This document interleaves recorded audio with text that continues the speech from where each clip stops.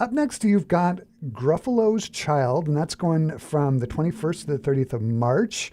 It is a Tall Stories of London production. And here again, we've got another adaptation from a children's book, a picture book by Julia Donaldson and Axel Scheffler. First of all, what is a Gruffalo? And secondly, can you talk about the woods and this whole question of the big bad mouse? What's this one about?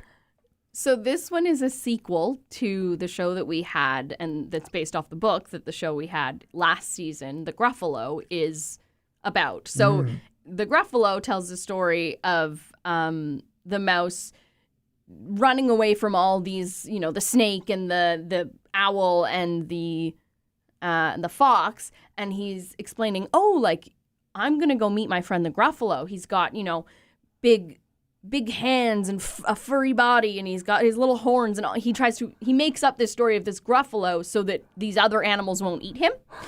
And then it ends up that the Gruffalo is real. So in this version, the Gruffalo has a child, and the Gruffalo is telling the child, you have to be careful of the big bad mouse.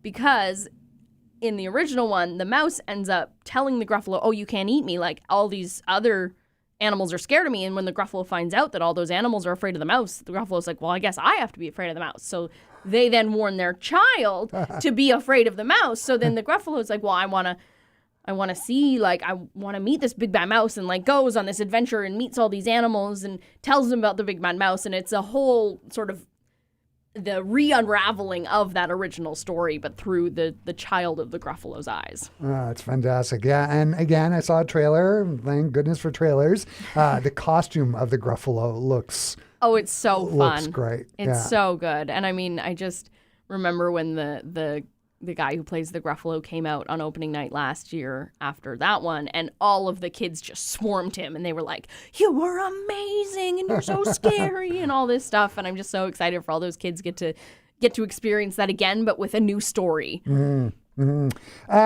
It looks hilarious. It's full of songs as well. Who are Tall Stories London? They look like they're just a hilarious theater company. Can you talk about them a bit?